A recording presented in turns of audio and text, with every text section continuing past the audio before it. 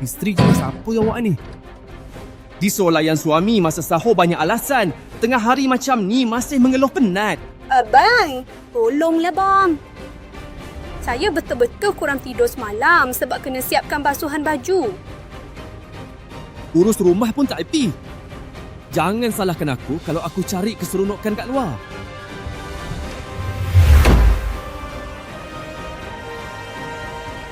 Minum dulu bro. Puasa kau kan dah batal sebab pukul isteri. Lebih baik nikmati malam Miss.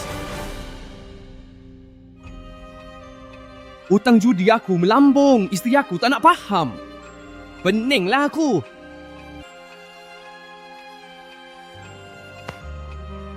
Pilih je bro, Bella ni yang paling hot kat sini. Aku belanja khas untuk kau.